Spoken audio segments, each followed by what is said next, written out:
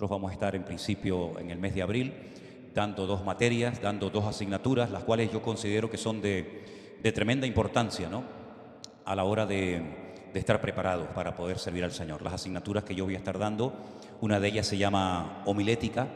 La homilética es, por así decirlo, la materia, la ciencia que nos ayuda a preparar mensajes, saber exponer cualquier conocimiento, cualquier tema en público, en reuniones de mujeres, de jóvenes, de niños, cárceles, en la calle, donde haga falta, cómo se prepara un mensaje, cómo se estructura un mensaje, cómo hay que desarrollarlo. No es que yo sea un ejemplo a la hora de predicar, porque yo soy el antiejemplo, ¿no?, de cómo se tiene que predicar, en el sentido de que siempre se nos decía, yo nunca lo hice, soy incapaz de hacer eso, que hay que llevar todo el sermón escrito, hay que anotar todo lo que uno va a decir. Yo soy incapaz de hacer eso. Yo simplemente lo que anoto son simplemente los versículos de los cuales quiero hablar y no soy capaz de tener apuntes delante de mí. Así que no soy un ejemplo bueno a la hora de enseñar a alguien a predicar, pero por lo menos le enseñaré cómo yo lo hago, y si le sirve de algo, pues que lo utilicen, ¿no? Y después hay otra materia que es muy, muy importante y fundamental, como es la hermenéutica. La hermenéutica viene de una palabra griega y es una ciencia, es una asignatura que nos ayuda a interpretar los textos de la Biblia de una forma adecuada. Hay una serie de reglas que hay que respetar: contexto histórico, el contexto cultural, la época, el estilo, etcétera. Y creo que es una materia fundamental para que una persona pues no saque conclusiones erróneas cuando lee un texto bíblico, o no se aplique algo que no es para él, sino que simplemente tiene que extraer, hacer lo que se llama una exégesis, ¿no?, del texto, y así de esa manera pues sacar una correcta interpretación y no comenzar a inventarnos cosas que no dice la palabra, ¿no? Esas son las dos asignaturas que yo voy a estar dando en el mes de abril. Luego nuestro hermano Jerónimo y Alberto y otros hermanos van a estar también dando otras asignaturas, y esto se va a juntar con trabajo, digamos, físico en la finca, ¿no? La finca tiene un mantenimiento y también hay que trabajar y hay que ponerla en condiciones, y forma parte también de la enseñanza, ¿no?, el saber cómo la gente reacciona ante el trabajo, la puntualidad, la actitud y otras muchas cosas que son tremendamente importantes de valorar a la hora de preparar, ¿no?, a una persona para el servicio al Señor. Yo sé que a muchos les hubiera gustado ir, pero habrá otras oportunidades, habrá otros cursos. Este empieza en abril, pero no va a ser el último, ni mucho menos. De hecho, ya estoy pensando que también habrá que hacer estas escuelas bíblicas, pues lógicamente en otros países como Colombia, Perú, México y otros países donde también estamos trabajando, para también darle la oportunidad a hermanos de otras naciones que no pueden desplazarse y venir a España a estudiar, que en sus propios países pues también puedan estudiar, ¿no?, y prepararse, porque la obra está creciendo mucho y necesitamos gente cualificada. Y no solamente es importante tener una buena actitud y una buena disposición, sino que hay que estar preparado, y más en estos tiempos difíciles, ¿no?, donde abundan las doctrinas y teologías y herejías, pues hay que estar preparado, como dice la Biblia, para ser un obrero aprobado por Dios. Amén, hermanos. Así que contamos con vuestras oraciones, ¿verdad que sí? Amén, perfecto. Oramos un momentito al Señor y ya nos preparamos para recibir la palabra con gozo y con alegría en el día de hoy. Padre Celestial, gracias por esta oportunidad, por este privilegio maravilloso que nos das cada semana, cada domingo, de poder estudiar tu palabra, alimentar nuestra fe por medio de ella. Te pedimos, Señor, que tú nos hables y nos ministres a través de tu hermosa y poderosa palabra, no solamente a los que estamos aquí, sino a todos los que están en diferentes partes del mundo en este momento, escuchando este culto en directo. Que tu palabra, tu bendición, también llegue a sus vidas. Te doy gracias por todo en el bendito nombre de Jesús. Amén y amén. Hay una característica de Dios que a mí ya me gustaría tenerla, y es que Él se acuerda de todos y cada uno de nuestros nombres. A mí me cuesta muchas veces aprenderme el nombre de toda la gente. A veces cuando se me acerca alguien y me dice, ¿sabes quién soy? ¿Te acuerdas de mí? ¿Sabes cómo me llamo? Me meten en un compromiso porque soy incapaz de aprenderme cientos o miles de nombres, y a veces me acuerdo de algunos y a veces me olvido de otros. Pero Dios sabe perfectamente cómo tú te llamas, hermano y hermana. Sabe dónde vives, sabe toda tu vida de principio a fin, y a Él no se le escapa ni un solo detalle de nuestras vidas. La primera persona que oyó su nombre, porque hay una característica de Dios, y es que Dios no nos pone apodos, no nos pone un seudónimo, no nos pone un mote, sino que nos llama por nombre. Ya digo, la primera persona que oyó su nombre de labios de Dios fue Adán. Cuando éste peca, intenta esconderse de la presencia del Señor, porque sabe que ha cometido un pecado tremendo, ha desobedecido su palabra, se ha desconectado de Él, ha seguido la voz de Eva, que le sedujo y le engañó, pues él escuchó su nombre. Y el Señor no lo llama para humillarlo, sino para restaurarlo, porque esa es otra característica preciosa de nuestro Dios. Él conoce nuestros errores, el diablo también los conoce. Por eso vas a ver que en la Biblia ni una sola vez Satanás llamó a una persona por su nombre. Siempre te recuerda tus pecados, tus tropiezos, tus caídas, todo lo que has hecho mal, pero nunca llama a la gente por nombre. Sin embargo, nuestro Dios conoce nuestras caídas, nuestras debilidades, nuestros pecados, nuestras debilidades, pero no nos llama por ellas, sino nos llama por nuestro nombre, lo cual es realmente maravilloso, ¿verdad?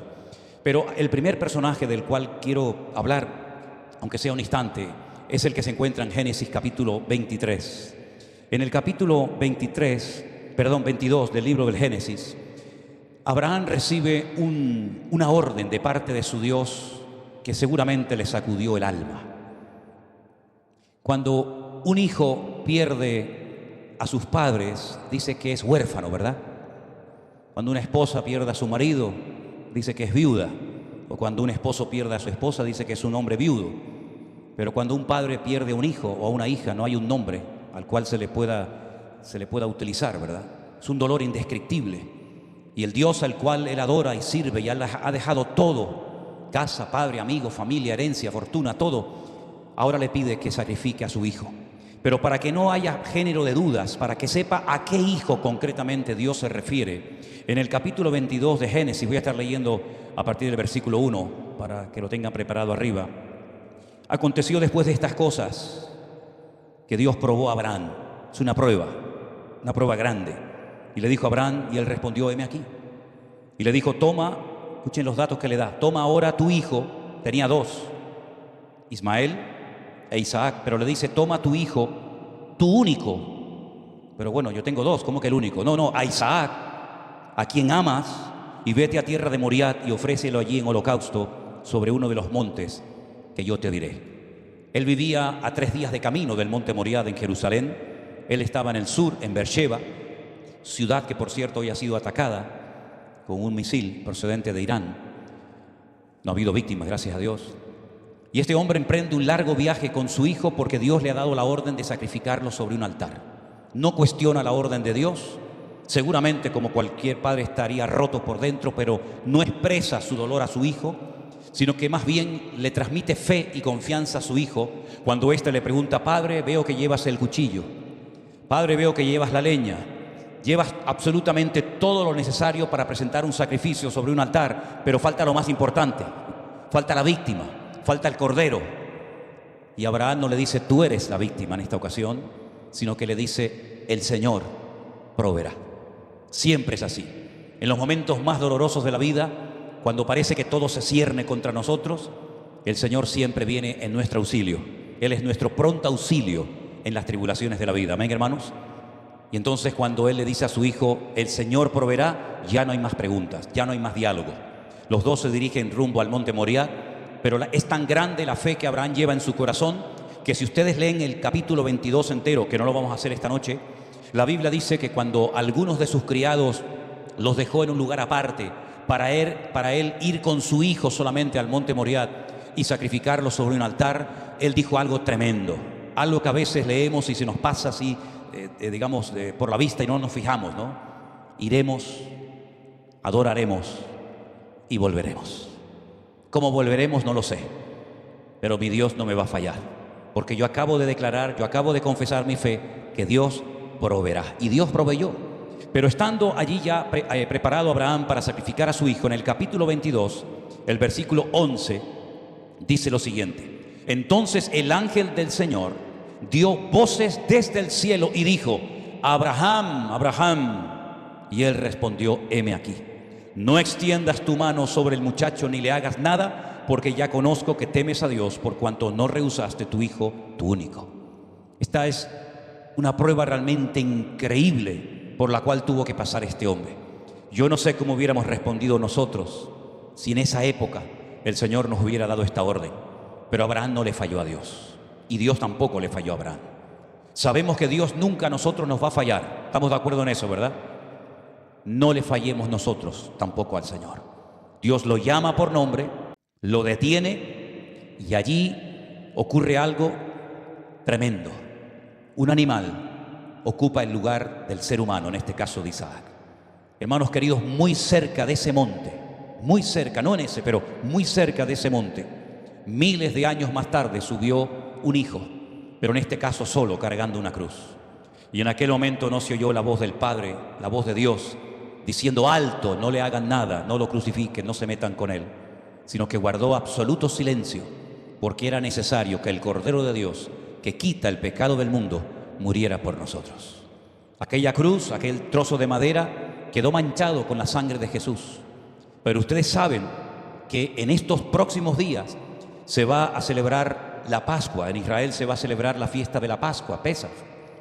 Y dice la Biblia que la última noche, la noche de la liberación de la esclavitud en Egipto, después de mucho tiempo de penurias, la Biblia dice que tuvieron también que poner manchas de sangre en los postes, en las puertas de sus casas. Era la única manera de evitar la muerte de los primogénitos. Pues exactamente igual que la sangre de aquellos animalitos inocentes, corderos, evitaron que murieran los primogénitos que estaban dentro de aquellos hogares con aquellas familias, nosotros hoy en día podemos estar tranquilos y seguros porque la sangre de Jesucristo fue derramada por nosotros. Y así como ellos fueron protegidos de la muerte, nosotros también seremos librados de todo aquello que el diablo quiera lanzar contra nuestras vidas, porque mayor es el que está en nosotros que el que viene contra nosotros. ¿Cuántos dicen amén? Abraham salió victorioso. Aquí está la prueba, aquí está el texto bíblico, para que todas las edades, iglesias y denominaciones del mundo podamos siempre hablar de la fe de este hombre que realmente fue un hombre extraordinario, todo un gigante de la fe. Pero hay otro llamado que Dios hace también por nombre, y lo encontramos también en el libro del Génesis. En esta ocasión nos vamos al capítulo 46 del libro del Génesis. Un hombre tiene que tomar una decisión. Se acaba de enterar de algo tremendo. Le habían dicho sus hijos que José lo había matado una fiera del campo. Ahora resulta que es mentira. Ha estado más de 20 años sufriendo y llorando todos los días porque su amado hijo José lo había dado por muerto. Pero ahora resulta de que le dicen que no, que José está vivo y lo está llamando. En este caso es el hijo el que llama al padre, no el padre al que llama al hijo. Pero él tiene que dejarlo todo y emprender un largo viaje. Ya tiene más de 100 años. Es un largo viaje, peligroso, pero también hay una expectativa, hay un gozo en su corazón, porque va a encontrarse con su hijo José, al que daba por muerto. Y tiene temor. ¿Qué hago? Y entonces el Señor le habla en Génesis capítulo 46 y le dice: salió Israel con todo lo que tenía y vino a Beersheba y ofreció sacrificios al Dios de su padre Isaac. Y habló Dios a Israel en visiones de noche y le dijo: Jacob, Jacob. Y él respondió: heme aquí. Y le dijo: yo soy el Dios de tu padre. No temas descender a Egipto, porque allí yo haré de ti una gran nación. Dios le habló y llamó por nombre a Abraham en medio del dolor. Ahora Dios llama a otro patriarca, en este caso Jacob o Israel, en medio de un momento en el que tiene que tomar una decisión y hay temor en su corazón. Ya no es un joven con aquella fuerza que siempre caracterizó a Jacob, ahora es un anciano. De hecho, cuando él llega a Egipto y José le presenta al faraón su padre, el faraón se le queda mirando y le hace una pregunta interesante. Le dice: ¿tú cuántos años tienes? Tal vez lo vio muy deteriorado, lo vio muy desgastado, lo vio muy anciano. Eran muchas las pruebas que había pasado este gran varón de Dios. Y le dice: tengo pocos años y malos. Y tenía nada más y nada menos que 147 años. Y él dice: tengo pocos y malos han sido mis años sobre la tierra, ¿no? Pero esa palabra Jacob, Jacob, el oír su nombre de los mismos labios de Dios, reconfortó su corazón y fue lo que él necesitaba, una palabra en medio de un momento de incertidumbre. Qué bien viene una palabra de Dios, un texto bíblico, un versículo, una parábola, una historia bíblica, en momentos cuando estamos confundidos, desorientados, atemorizados, ¿verdad? Por la presión, por los cambios, por la circunstancia. Qué hermoso es saber que nuestro Dios está con nosotros y nos habla en medio de nuestros temores. ¿Cuántos dicen amén? Pero hay otro pasaje también muy interesante en el segundo libro de la Biblia, el libro del Éxodo, donde Dios llama a otro gran hombre de Dios. Sin lugar a dudas, estoy hablando de Moisés. Éxodo capítulo 3 dice: apacentando Moisés las ovejas de Jetro, su suegro, sacerdote de Madián, llevó las ovejas a través del desierto y llegó hasta Horeb, el monte de Dios. Y se le apareció el ángel del Señor en una llama de fuego en medio de una zarza, y él miró y vio que la zarza ardía en fuego y la zarza no se consumía. Entonces Moisés dijo: iré yo y veré esta grande visión, ¿por qué causa la zarza no se quema? Y viendo el Señor que él iba a ver, llamó Dios en medio de la zarza y dijo: Moisés, Moisés. Y él dijo: heme aquí. Moisés lleva 40 años apacentando las ovejas de Jetro, su suegro. Un hombre que pasó los primeros 40 años de su vida en el palacio en Egipto. No le faltó nunca de nada. Vivía como un auténtico príncipe, como un auténtico hijo del faraón, el hombre más poderoso de la tierra en aquel momento. Buena comida, buena ropa, buena cama, pero de la noche a la mañana tiene que huir al desierto como un criminal y refugiarse en el desierto para salvar su vida. Cuando Dios lo llama por medio de esta visión, de esta zarza, y él escucha su nombre, Moisés tiene 80 años. Ha cambiado mucho la vida de Moisés. Ya no tiene aquel empuje, ya no tiene aquel entusiasmo por sacar a su pueblo de la esclavitud, porque él lo intentó y fracasó. Pero Dios nos llama en medio de nuestros fracasos. Amén, hermanos. Dios llamó a Moisés cuando ya aparentemente no había futuro, no había esperanza para él. Y él oye su nombre: Moisés, Moisés. Y Dios lo llama para que vuelva a Egipto y saque a su pueblo de la esclavitud, cosa que sucedió. Así que vemos cómo en distintas circunstancias de la vida Dios nos llama. En medio de la prueba, en medio de la incertidumbre, en medio del anonimato en el que se encuentra Moisés allí en el desierto, cuidando ovejas de su suegro, esperando simplemente, pues eso, la muerte, que pasen los días y que se acabe todo. Pero sin embargo él no sabía que todavía le quedaban 40 años más de vida, que sin lugar a dudas fueron los mejores años de su vida. Hay un intermedio entre Egipto y el desierto, donde lleva al pueblo de Israel durante 40 años, y fue ese desierto, ese lugar de preparación. Cuando Dios lo llama, él ni siquiera se atreve a volver a Egipto, porque él dice que ya no sabe hablar bien, que no se sabe expresar correctamente, que no les van a creer, que no lo van a aceptar. Sí, un hombre lleno de dudas, con unas incertidumbres tremendas que estaban dominando su corazón. Pero cuando Dios llama, a la persona que Dios llama, lo reconforta, lo cambia, lo transforma y lo fortalece para la obra a la cual él nos llama. Amén, hermanos. También hay un llamado muy bonito en el libro de Samuel. Me imagino que ustedes ya se están imaginando a quién me refiero.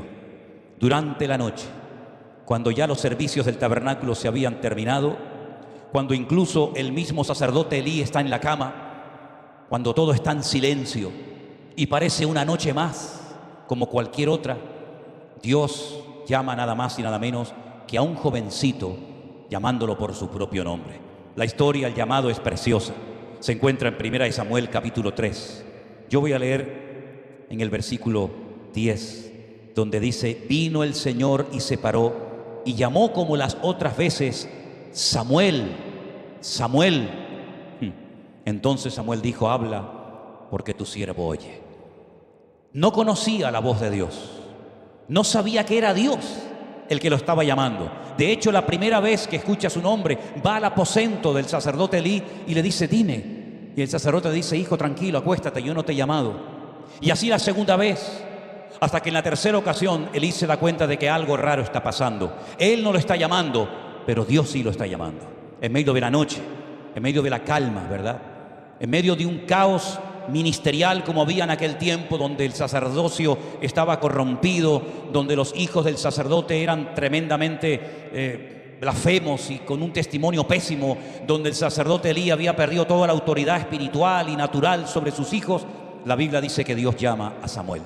Cuando parece que ya es demasiado tarde, cuando ya es de noche, cuando ya no hay nada que hacer, es cuando Dios se presenta a la vida del joven Samuel y lo llama. Y yo quiero que sepas que no es demasiado tarde en ningún momento de tu vida, por muy duro o por muy difícil las circunstancias dolorosas para tu vida, el Señor te llama porque conoce tu nombre y sabe cuál es tu necesidad, y sabe qué es lo que te agobia, y sabe qué es lo que te roba la paz, y sabe lo que te perturba. El Señor nos llama por nuestro nombre. De hecho, todos y cada uno de nosotros estamos en esta tarde aquí porque Él un día se acordó de nosotros, o mejor dicho, nosotros un día nos acordamos de Él, ¿verdad? Porque Él nunca se olvidó de nosotros y nos llamó por nombre. Pero el nombre que tenemos ahora, mis queridos hermanos, aunque Dios lo conoce, porque fue el nombre que nuestros padres nos pusieron, hay una promesa preciosa en el libro del Apocalipsis, el último libro de la Biblia, que dice que en aquel día, cuando estemos en su presencia, el Señor nos dará un nombre nuevo, un nombre que solamente Él conoce. Y yo estoy seguro que no tendremos ningún problema en recordar los nombres que nos han puesto nuevos en el cielo. Yo creo que tendremos una memoria realmente espectacular. Y me alegro mucho, sobre todo por estas hermanas que vienen, sobre todo de Cuba, que tienen unos nombres bonitos, ¿no? Pero tan raros que a mí me resulta imposible aprendérmelos. Así que espero y confío que en el cielo me venga a la memoria para recordar los millones y millones y millones de nombres de todos nuestros hermanos en Cristo, que estaremos juntos en la eternidad, en la presencia del Señor. Amén, hermanos. Seguimos con los llamados de Dios, seguimos viendo ejemplos de cómo Dios llama a las personas por su nombre. Nos vamos al Nuevo Testamento, ¿les parece? Al libro de los Hechos. En el libro de los Hechos, yo siempre he dicho que hay un hombre al cual Dios le paró los pies. Esa expresión que muchas veces utilizamos nosotros, oye, le paró los pies. Hasta aquí llegaste, amigo, ¿no? En el libro de los Hechos, en el capítulo 9, hay una persona llena de odio en su corazón, un odio disfrazado de religiosidad, pero que es tremendamente peligroso, porque ha recibido poder, cartas, autoridad de las autoridades de Jerusalén para ir incluso a Damasco, capital de Siria, a aprender a los que él creía que había que torturar y volverlos a forzar a volver al judaísmo. Y este hombre se llamaba nada más y nada menos que Saulo de Tarso. En el capítulo 9 la palabra de Dios nos dice que Saulo va rumbo a Damasco con estas cartas en su poder, dispuesto a prender a hombres y a mujeres de este camino que él pensaba que era el camino equivocado. Y Dios le para los pies cuando se presenta en el camino, lo tumba a tierra, se queda totalmente ciego y oye una voz que le dice: Saulo, Saulo, ¿por qué me persigues? Dura cosa te es dar coces contra el aguijón. Cuando Saulo está tumbado en tierra, incapaz de moverse, él pregunta: ¿quién eres, Señor? Y entonces la respuesta le dice: yo soy Jesús a quien tú persigues. ¿Quién le iba a decir a Saulo de Tarso, aquel rabino tremendamente preparado, que se iba a encontrar nada más y nada menos que con el Mesías de aquellos hombres y mujeres que le habían entregado su vida al Señor Jesucristo? En esa ocasión, ese llamado, esa voz le cambió la vida para siempre. En 3 ocasiones, me llama mucho la atención esto, en 3 ocasiones él cuenta su testimonio, cómo pasó de ese odio a ese amor por las almas perdidas en el libro de los Hechos. Cuenta su testimonio delante de autoridades, cuenta cómo el Señor le paró los pies, le cambió la vida y Dios rompió los planes que él tenía creyendo que eran los correctos. Y años más tarde, cuando él escribe una carta, él dice que todo eso lo hizo por ignorancia, porque no conocía el amor de Dios. ¿Cuántas cosas podemos hacer en la vida, aparte de las que ya hicimos, por ignorancia? Por desconocer la voluntad de Dios, por no saber cuáles son los planes y las metas y los propósitos de Dios para nuestra vida. ¿Cuántos errores podemos cometer por estar haciendo algo, por ocupar nuestro tiempo, recursos y energía a cosas que no son de la voluntad y del agrado de Dios? Muchas veces he pensado esto. Y me entristece a veces ver a creyentes que hacen planes y proyectos, y ahora voy a hacer esto, y ahora voy a ir aquí, y voy a comprar aquí, y voy a vender por allá. Y no digo que esté mal hacer planes, no estoy diciendo eso. Pero dice la palabra de Dios que toda determinación, toda decisión, deberíamos siempre de tener claro que es si Dios quiere. Amén, hermanos. Si Dios quiere, iré aquí o allá.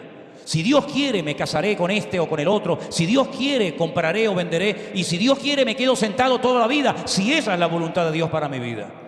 Qué importante es conocer la voluntad de Dios. Pablo cometió errores terribles. Dice que iba casa por casa, haciendo daño, torturando a la gente, porque él pensaba en esa sinceridad equivocada, que esa era la voluntad de Dios y que él estaba honrando y sirviendo al Señor. Bueno, hermanos queridos, hoy en día vemos también cómo hay religiones que hacen cosas terribles creyendo que esa es la mejor manera de agradar y de honrar a su Dios, y es todo lo contrario. Yo creo que mucha de la gente que ha utilizado el nombre de Dios, el nombre de la religión, me da igual cualquiera que sea o el libro que sea, para torturar, para matar y para hacer daño, en el infierno les va a pesar toda la vida lo equivocado que estaban y cómo cogieron caminos totalmente equivocados. Dios tuvo misericordia de Saulo de Tarso. Se convirtió en un instrumento tremendamente poderoso en las manos del Señor. Nosotros tenemos que estar sensibles para escuchar la voz de Dios, y para que si en un momento determinado Dios cambia nuestros planes o rompe nuestra agenda, no pasa nada, porque aquí de lo que se trata es de no hacer mi voluntad, sino hacer la voluntad de Dios, que como hemos dicho en muchas ocasiones, es santa, es agradable y es perfecta. ¿Cuántos dicen amén? El Señor Jesucristo también llamó en varias ocasiones a algunos personajes. ¿Se acuerdan ustedes cuando dice la Biblia que iba caminando por la calle y un hombre pequeño de estatura? Su historia se encuentra en Lucas 19, por si la quieren leer. La palabra de Dios dice que había un jefe de los publicanos, rico, que quería ver a Jesús, pero no podía a causa de su pequeña estatura. Y dice que se suba a lo alto de un árbol sicómoro, un árbol que es muy fácil de trepar. De hecho, uno de los sicómoros más antiguos del mundo, que se los llevamos a enseñar muchas veces a los hermanos cuando viajamos por aquellas tierras, se encuentra en Jericó. La gente va y se saca fotografías al lado de aquel sicómoro gigante, ¿no? Que no es de la época de Jesús, pero bueno, es un árbol muy antiguo. Él se sentó pacientemente en ese árbol esperando a que Jesús pasara. Él se conformaba simplemente por ver la silueta, la cara del Señor Jesucristo, nada más que eso. Quería verlo. Él ni se imaginaba que podía hablar con él o que podía incluso, como después sucedió, llevárselo a su casa a comer. Él estaba allí tranquilamente y cuando Jesús está pasando por debajo de aquel árbol, imagínense la escena, hermanos, Jesús se detiene al pie de ese árbol. Podía haber pasado de largo, como muchas veces pasó de largo por casas, por ciudades, por pueblos y aldeas. Pero en esta ocasión Lucas 19 nos dice que Jesús se detiene, se para al pie del árbol y mirando hacia el árbol le dice: Zaqueo, date prisa, baja, porque hoy es necesario que comamos, que posemos en tu casa. La sorpresa de Zaqueo fue mayúscula. Jamás en la vida Zaqueo se podía imaginar que no solamente vería al Señor, sino que escucharía su nombre y podría llevar al Maestro a su casa. ¿Cuánta gente hubiera dado cualquier cosa con tal de llevarse un par de horas o unos minutos al Señor Jesucristo a su casa? Pues este hombre tuvo ese privilegio.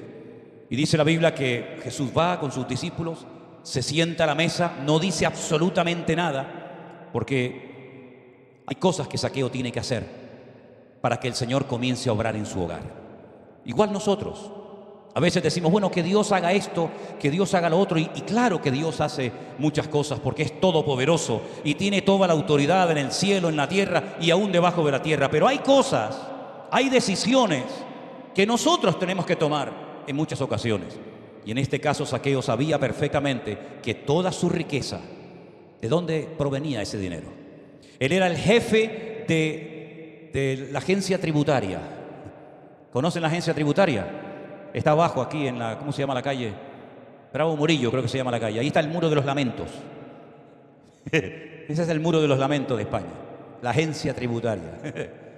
Y él era el jefe de la agencia tributaria, el recaudador de impuestos para el Imperio Romano. Bien situado, bien posicionado. Mira, si los publicanos les gustaba meter la mano y llevarse más de la cuenta, imagínate el jefe de ellos. Tendrían que darle algo de comisión, seguro. Pero hay un momento en que el que Zaqueo le dice al Señor: Señor, si en algo he defraudado a alguno, mira cómo sabía él por dónde iban los tiros, si en algo he defraudado a alguno, se lo devolveré cuadruplicado. ¿Por qué cuadruplicado? Porque él es judío. Y como buen judío, conocedor de la Torá, de la ley de Moisés, sabía que cuando una persona robaba un objeto, un animal o lo que fuera, tenía que devolver lo que había robado más 4 veces más. Era una especie de demostración de que vas en serio en el genuino deseo de cambiar y de querer pedir perdón. Se lo devolveré cuadruplicado, una fortuna. Y la mitad de mis bienes, además de eso, se la voy a dar a los pobres. Y es entonces cuando se levanta el Señor y le oímos hablar por primera vez en la casa de Zaqueo. Y le dice: hoy ha venido la salvación a esta casa, por cuanto él también es hijo de Abraham. No lo ha estado haciendo bien, no ha llevado una vida correcta, no ha ido en la línea recta, pero quiere cambiar. Y cuando una persona quiere cambiar, el Señor le ayuda a cambiar y a ser un instrumento útil en las manos de Dios. ¿Cuántos dicen amén? Como Dios va llamando a las personas, ¿verdad? Como llamó por nombre a sus discípulos, no dijo: tú, ¿cómo te llamas? ¿Cómo? Pedro, sí, ven, vente para acá. ¿Tú cómo te llamas? Santiago, ¿cómo? El Señor no fue llamando nunca a la gente así. El Señor sabía perfectamente: Pedro, Santiago, Juan, Tomás, Bartolomé, Felipe. Él los llamaba por nombre, porque Él conoce nuestro nombre. Y detrás del nombre hay un carácter, hay una familia, hay unos gustos, hay muchas cosas detrás de un nombre, ¿verdad? Y el Señor fue llamando uno por uno a sus discípulos. Pero también me llama la atención que cuando Él resucita, hay una historia muy bonita en Juan capítulo 20, el versículo 16, si me puedes poner ese versículo un segundito, dice: Jesús le dijo, María, María Magdalena. Volviéndose ella le dijo, Raboni, que quiere decir maestro. María estaba llorando a la puerta del sepulcro porque pensaba que habían robado el cuerpo de su maestro, de su Señor, y resulta que el Señor no había sido robado por nadie, sino que había resucitado. Y entonces es cuando Él le dice, María, y ella reconoce la voz de su amado. ¿Reconocemos nosotros la voz del Señor cuando nos habla? Entonces, ¿por qué hay cristianos, incluso pastores, que nos escriben y nos preguntan, hermano, ¿lo que estoy sintiendo será de Dios o será mío o tal vez será el diablo que me está engañando? ¿Cómo es posible que sepamos capaces en la oscuridad de la noche de discernir el llanto de nuestro hijo y saber que es nuestro hijo el que está llorando y no otro? ¿Y cómo es posible que a veces la voz del Señor nos resulte tan difícil entenderla en medio de tantas voces que podemos escuchar a lo largo de nuestras vidas? La Biblia nos dice en el libro del Cantar de los Cantares que la esposa, la amada, estaba acostada y oyó la voz de su amado. La oyó perfectamente, la reconoció, la sabía discernir perfectamente. Ella podía describirte cómo era él desde los pies hasta la cabeza. De hecho, lo hace. Si ustedes analizan el libro del Cantar de los Cantares, que para mí es uno de los libros más interesantes y hermosos de la Biblia, porque es el libro que habla del tema más importante de toda la Biblia. El tema más importante según la palabra de Dios, ¿cuál es? Es el amor. Pablo dijo, ahora permanecen la fe, la esperanza y el amor, estos tres, pero el mayor de ellos es el amor. En el cielo no vamos a orar. ¿Para qué vamos a orar? En el cielo la fe no nos va a hacer falta, las doctrinas, las predicaciones, los ayunos, nada de eso nos va a hacer falta. Cosas tan importantes, pero dice la Biblia que permanecerá por la eternidad el amor. Y el tema del libro del Cantar de los Cantares no es la fe, no es la obediencia, no es cualquier otro tema, sino es el amor. Y ella es capaz de describir a su amado porque lo ama, pero no es capaz de esforzarse por él. Esta es una incongruencia. Ella sabe que es la voz de su amado, ella sabe que él la está llamando, pero ella dice, me acabo de acostar, me acabo de lavar los pies y no me voy a levantar porque es demasiado esfuerzo. ¿Les podemos contar algo, Elena, así como un secreto, ahora que no nos escucha nadie? Les voy a contar un secreto matrimonial. ¿A alguien le interesa? Como si no nos conociéramos, ¿no? Estábamos en Italia el año pasado, si no recuerdo mal, en el mes de octubre, casa del pastor Antonio Panocchia, nuestro hermano y amigo, al cual le mando saludos. Él tiene una casa de 2 plantas. Generalmente nosotros dormimos en la parte de arriba. Hay unas escaleras muy empinadas y allá hay como una guardilla de madera muy bonita. Y allí, cuando vamos a Italia, nos quedamos a dormir, Elena y yo, en la casa del pastor. Yo estaba arriba, acostado en la cama. Elena tuvo que bajar esas escaleras empinadas para ir al baño. Y hay un momento que me dice Elena desde abajo, las zapatillas o algo. Una toalla, sí. Por favor, ¿me puede bajar una toalla que se me olvidó? Tirarme la toalla, fíjate, no era ni bajársela, tirarme la toalla. Y yo le dije, perdonen, pero es la verdad. Jolín, Elena, estoy en la cama ahora.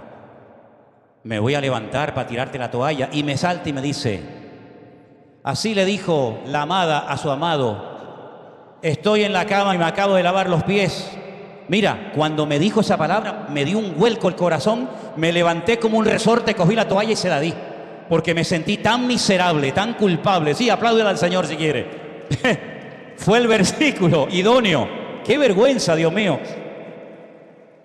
También le dijo una, estoy en la cama y no me voy a levantar, me acabo de lavar los pies. Y yo me sentí aludido, dije, qué vergüenza, Dios mío. Qué vergüenza. Si me hubiera pedido en ese momento cualquier cosa, se lo hubiera bajado. No me la pidió. Hermanos queridos, ella podía describir cómo eran los dientes, los ojos, el pelo, las piernas, los ojos de su amado. Pero cuando éste le llama, es demasiado esfuerzo para levantarme. ¿Y es que acaso no nos ha pasado a veces a nosotros? Es que ahora no puedo, Señor. Ahora ponerme a orar, yo no puedo, estoy cansado, llevo todo el día trabajando. Ahora ir al culto otra vez, ya iré la semana que viene, yo he trabajado mucho esta semana. Le dicen algunos a las esposas o viceversa. Prepárate, vamos al culto, vamos a esta actividad. No, hoy estoy cansado, no tengo ganas. Somos iguales, somos exactamente iguales. Siempre hay algo, tal vez más importante, el hijo, hay que lavar el coche, hay que cambiarle el aceite al coche, tengo que atender a un cliente, tengo que mandar un WhatsApp, lo mismo que esta mujer. Y el Señor la llamó Y cuando se dio cuenta del disparate que había cometido de no abrirle a su amado, es como una metáfora, no abrirle al Señor, ya el Señor se había marchado. Yo tengo una teoría, esto no es Biblia, es simplemente una teoría. Yo creo que hay oportunidades que llegan en la vida una vez. Las aprovechas y te subes al carro o pasó de largo, hermano. Y yo creo que no solamente en la vida a nivel secular, sino incluso a nivel de iglesia, a nivel ministerial, hay oportunidades que llegan una vez en la vida y las aprovechas o pasan de largo y el Señor levantará y utilizará a otra persona. Por eso yo creo que estamos en un momento dulce, estamos en un momento hermoso, porque nosotros entendimos lo que el Señor quería hacer y el Señor tenía muchas sorpresas preparadas, pero el precio, amigo, el precio se tuvo que pagar para poder obtener la bendición de Dios. ¿Cuántos dicen amén? Y finalmente, el último llamado del cual yo quiero hacer referencia, y ese sí lo voy a leer directamente de la Biblia, se encuentra, como no podía ser de otra manera, en el último libro de la Biblia. ¿Cuál es? El libro del Apocalipsis, así es. En el capítulo 3 de este hermoso y maravilloso libro, encontramos un mensaje a una iglesia entera. Los llamados que hemos oído fue a un hombre llamado Abraham, a un hombre llamado Moisés que está solito en el desierto, a un viejito que está en la incertidumbre de qué hago, que si voy, si no voy, a Jacob, a un niño jovencito en la oscuridad de la noche. Vemos cómo Dios fue llamando a personas a nivel individual, pero ahora llama a una iglesia. Ojo, porque el mensaje no tiene desperdicio. Apocalipsis capítulo 3, verso 14 dice: escríbele al ángel de la iglesia en la Odisea, he aquí el amén, el testigo fiel y verdadero, el principio de la creación de Dios, dice esto. A ver qué es lo que tiene que decir el Señor.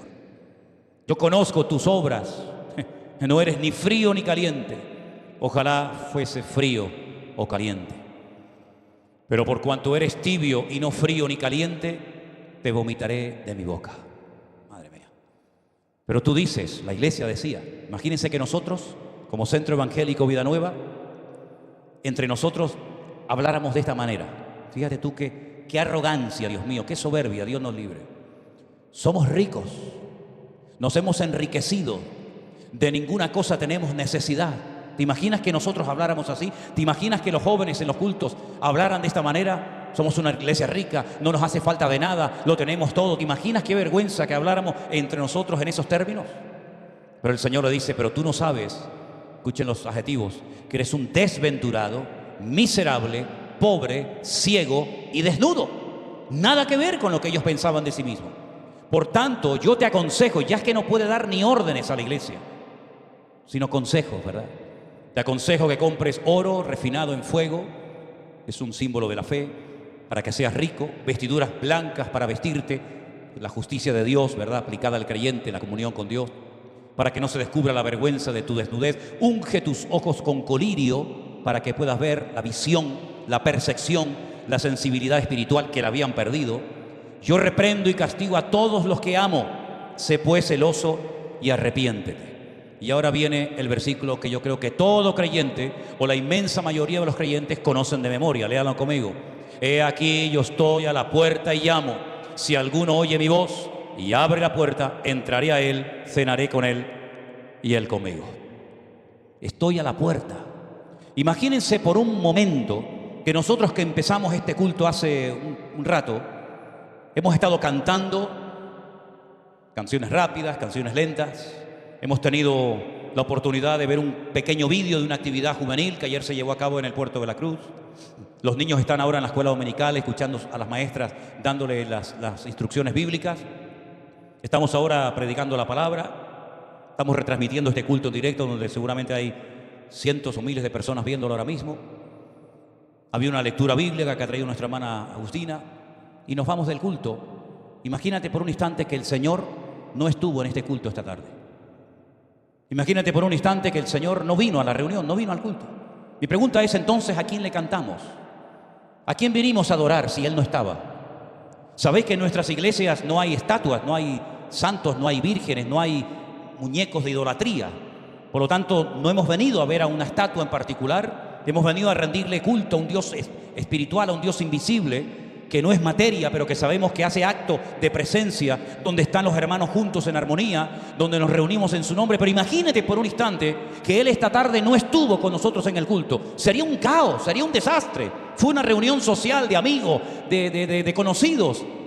Pero entonces, ¿a quién adoramos, hermanos queridos? Esa era la tragedia por la cual estaba atravesando la iglesia de la Odisea, la última de la lista. Porque, oye, la primera, la iglesia de Éfeso, bueno, ya no tenían el mismo amor por el Señor que al principio. Bueno, es terrible, sin lugar a duda, una situación caótica. Pero había remedio, había esperanza. Había otra iglesia donde había falsas doctrinas. Y bueno, con corrección, con sana doctrina, con palabras se puede corregir la mala enseñanza de una congregación. No será la primera vez ni la última. Había una congregación donde había una tal Jezabel, que puede ser que se llamara así o fuera un nombre, un seudónimo, ¿verdad? Para referirse a una mujer que daba falsas profecías, levantaba una falsa expectativa en la iglesia. También se puede corregir, lógicamente, con autoridad y poniendo las cosas en su sitio. Había una iglesia que dice que tenía nombre de que estaba viva, pero estaba muerta. Bueno, también el Señor puede avivar una obra que por lo que sea se ha ido apagando y enfriando y muriendo.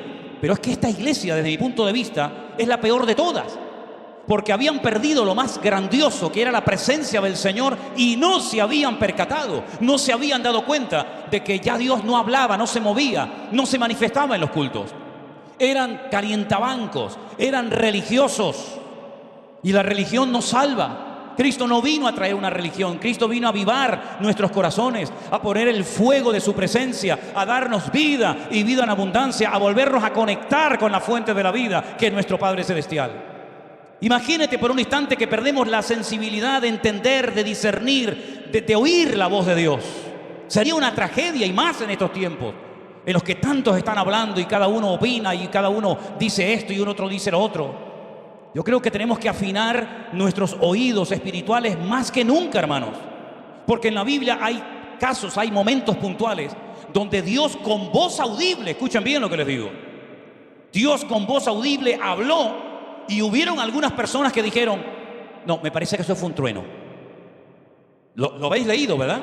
Y Dios habló cuando Dios dijo en el río Jordán, este es mi Hijo amado, en el cual tengo complacencia. ¿Cuánta gente oyó esa palabra del cielo? Pues todos los que estaban allí. ¿O solamente esa palabra la oyó el Señor Jesucristo y Juan el Bautista? Yo creo que no. Yo creo que cuando Dios habla, habla para que todo el mundo oiga la palabra. Dice, si oyereis hoy su voz, no endurezcáis vuestros corazones. Como vuestros padres en el desierto, ¿verdad? Que endurecieron sus corazones como el pedernal. Yo creo que cuando Dios dijo, este es mi Hijo amado, le estaba señalando el camino, la persona idónea para ocupar en nuestro lugar en la cruz del Calvario. Ya no sirve con presentar corderos y ovejas y cabras en el templo de Jerusalén. De hecho, aquello era un antro de corrupción terrible, hasta el punto que el Señor dijo que su casa, que tenía que haber sido una casa de comunión, de relación, de oración para todas las naciones, la habían convertido ellos mismos en una cueva de ladrones. Y oyeron la voz de Dios, pero ¿cambiaron? No cambiaron. Y cambiaron cuando vieron al Señor Jesucristo en el huerto de Getsemaní diciendo, yo soy. ¿A quién vienen a buscar? ¿A quién vienen a aprender? Bueno, venimos a buscar a Jesús de Nazaret. Y él dice, yo soy. ¡Pum! Y caen todos al suelo. Cuando se levantaron, siguieron igual. Nadie dijo, oye, qué autoridad, ¿no? Qué poder. Además, incluso a uno que le habían cortado la oreja, este sí que no podía oír bien, ¿no? Pero a este que le habían cortado la oreja, el Señor hasta lo sana en aquel momento. Delante de toda aquella gente. ¿Cambiaron? No. Se lo llevaron a 6 sitios diferentes, a la casa de Anás, a la casa de Caifás, a la casa de Herodes, a la casa de Pilato, y de un lugar a otro. Cambiaron, reaccionaron. No, habían oído la voz del Señor. Claro que la habían oído. Miles de personas habían oído la voz del Maestro. Pero oír no es suficiente. Oír no es suficiente. Creer no es suficiente. No solamente es importante oír. La Biblia dice que hay gente que oyó, pero no quiso poner en práctica la palabra, y vinieron las aves del cielo y se llevaron la semilla de sus corazones. Es importante oír, claro que sí. El que tiene oído, dice la Biblia, para oír, oiga la voz de Dios, la voz del Espíritu. Pero no solamente hay que oír, hay que creer. Y no solamente hay que creer, hay que poner en práctica la palabra, para que de esa manera hayan cambios, transformaciones, renovaciones, avivamiento en nuestra vida. Entonces no solamente Dios llamaba a hombres y a mujeres a lo largo de la historia bíblica, sino que hoy en día Dios sigue llamando gente. Y yo entendí cuando Dios me llamó, ¿sabe? Yo entendí cuando Dios me llamó y me habló claramente para dedicarme a lo que llevo haciendo por 45 años de mi vida. Y no cambiaría nunca jamás el llamado de Dios por ninguna otra cosa. Me dieran y me ofrecieran lo que fuera. Hermanos queridos, estemos atentos a la voz de Dios. Y sobre todo, sobre todo, Dios habla hoy en día a través de su palabra y a través de la obra y figura de Jesús.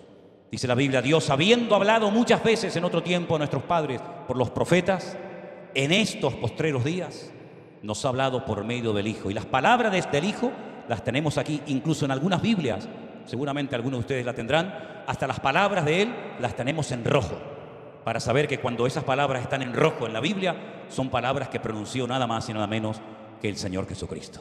Dios conoce tu nombre, no te preocupes, vive tranquila, duerme tranquila, porque el Señor conoce tu necesidad y tu vida